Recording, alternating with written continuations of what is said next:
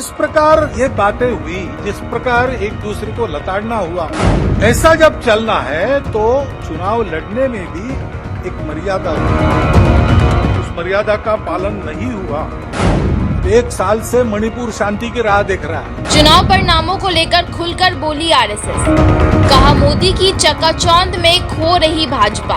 RSS को नजरअंदाज करना बीजेपी को पड़ा भारी। देश में तीसरी बार एनडीए की सरकार बन गई। नरेंद्र मोदी ने प्रधानमंत्री की शपथ लेकर कई रिकॉर्ड अपने नाम दर्ज करा लिए, लेकिन इस मैंडेट पर मंथन का दौर भी जारी है।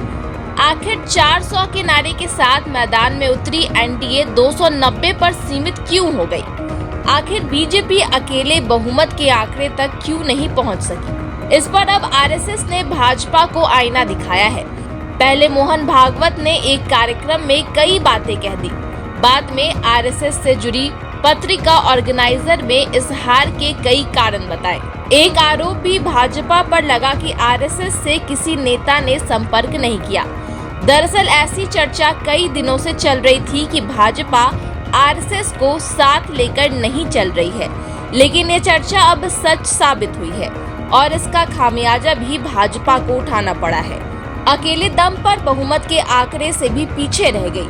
आरएसएस के ताल्लुक रखने वाली पत्रिका ऑर्गेनाइजर में लिखा गया है कि 2024 के आम चुनावों के नतीजे अति आत्मविश्वासी बीजेपी कार्यकर्ताओं और नेताओं के लिए एक वास्तविकता के रूप के समान आए हैं। उन्हें एहसास नहीं हुआ कि प्रधानमंत्री नरेंद्र मोदी का 400 पार का आह्वान उनके लिए एक लक्ष्य और विपक्ष को चुनौती देने जैसा था।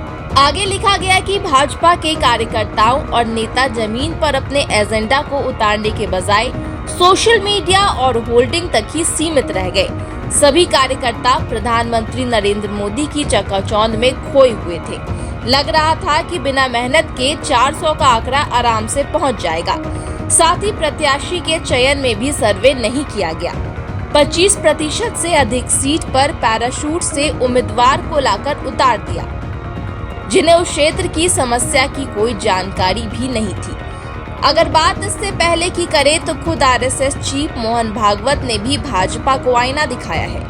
उन्होंने खुले मंच से कहा कि विचारों के मतभेद हो सकता है, सदन में जो विपक्ष है उसे विपक्ष ही समझा जाए, ना कि विरोधी। साथ ही मणिपुर को लेकर भी सवाल खड़ा किया गया कि 1 साल से मणिपुर शांति का रास्ता देख रहा है। वास्तव में संसद क्यों है और उसमें 2 पक्ष क्यों है? इसलिए है कि दोनों पहलू उजागर हो। किसी भी सिक्के के 2 पहलू रहते हैं, ऐसे किसी भी प्रश्न के 2 पहलू रहते हैं। एक पक्ष एक पहलू का विचार करता है तो दूसरे पक्ष ने दूसरा पहलू उजागर करना है, ताकि जो होना है वो पूर्णतः ठीक हो, सहमति बने। इसलिए संसद बनती है, लेकिन ऐसी सहमति बनना स्पर्धा करके आए लोगों में थोड़ा कठिन भी रहता है और इसलिए हम बहुमति का आसरा लेते हैं। उसके लिए स्पर्धा चलती है। ये स्पर्धा है, कोई आपस का युद्ध तो है नहीं। जिस प्रकार ये बातें हुई, जिस प्रकार एक दूसरे को लताड़ना हुआ, जिस प्रकार प्रचार के दौरान हमारे करने से समाज में मनमुटाव बढ़ेगा, 2 गठ बटेंगे, आपस में शंका संशय उत्पन्न होगा, इसका भी ख्याल नहीं रखा गया और विनाकारण संघ जैसे संगठनों को भी उसमें खींचा गया। टेक्नोलॉजी का सहारा करके असत्य बातें परोसी गई, नितांत असत्य। क्या शास्त्र का, विज्ञान का, विद्या का ये उपयोग है? सज्जन विद्या का ये उपयोग नहीं करते। विद्या विवादाय ये खलस्य, ऐसा कहा है। विद्या विवादाय धनम मदाय शक्ति परेशान परपीडनाय खलस्य साधो विपरीतमेतत् ज्ञानाय दानाय च रक्षणाय। विद्या का उपयोग प्रबोधन करने के लिए होता है, लेकिन आधुनिक विद्या टेक्नोलॉजी का उपयोग असत्य परोसने के लिए किया गया। ऐसे से देश कैसे चलेगा भाई? आखिर सबको देश ही चलाना है ना। 2 पक्ष है, विरोधी पक्ष कहते हैं, मैं प्रतिपक्ष कहता हूं। वो विरोधी नहीं है, उसको विरोधी मानना भी नहीं चाहिए, वो प्रतिपक्ष है। वो एक पहलू उजागर कर रहा है, उसका भी विचार होना चाहिए। ऐसा जब चलना है तो चुनाव लड़ने में भी एक मर्यादा होती है, उस मर्यादा का पालन नहीं हुआ, क्योंकि उसका पालन होना इसलिए आवश्यक है कि हमारे देश के सामने चुनौतियां समाप्त नहीं हुई। अब सरकार बन गई, वही सरकार फिर से आ गई एनडीए की। अब ये ठीक है, पिछले 10 वर्षों में बहुत कुछ अच्छा हुआ है। आर्थिक हमारी स्थिति, आधुनिक दुनिया जिन मानकों को मानती है, जिसके आधार पर आर्थिक स्थिति का मापन करती है, उनको लगाए तो हमारी आर्थिक स्थिति बहुत अच्छी हो रही। सामरिक स्थिति हमारी निश्चित रूप से पहले से अधिक अच्छी है। दुनिया भर में हमारे देश की प्रतिष्ठा बढ़ी है।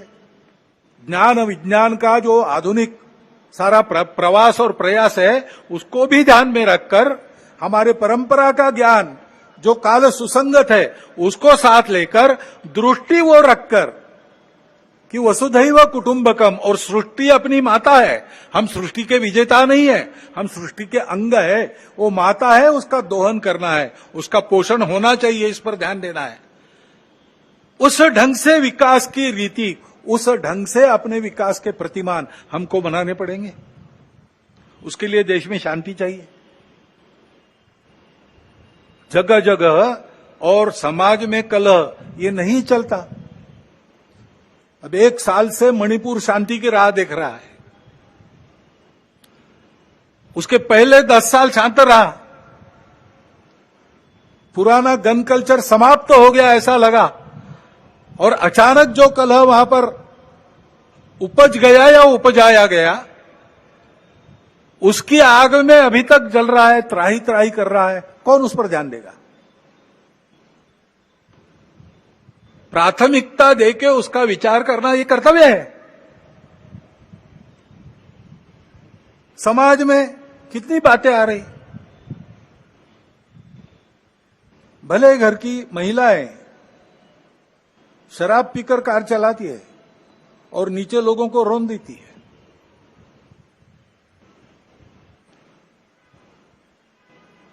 कहां हमारे संस्कार कहां गए, हमारी संस्कृति कहां है?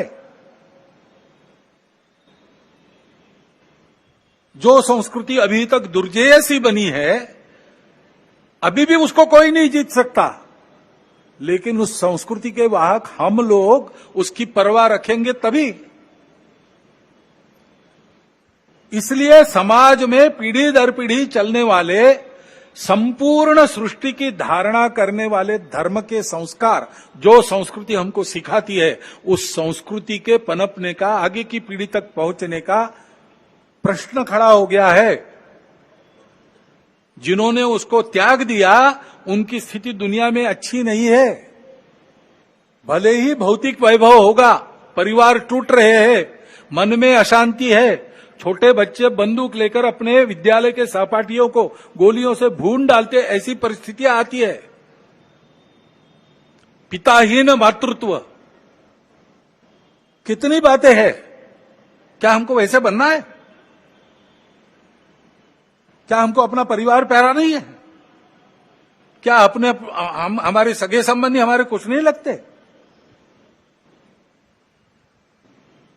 उस संस्कृति के संरक्षण का प्रश्न है। उसके लिए समाज में बात करने वाले, समाज में विभिन्न कार्यक्रम करने वाले, समाज का प्रबोधन करने वाले माध्यम, सबको अपने ऊपर संयम का बंधन एक लाना पड़ेगा, और वैसा वो बंधन लाए।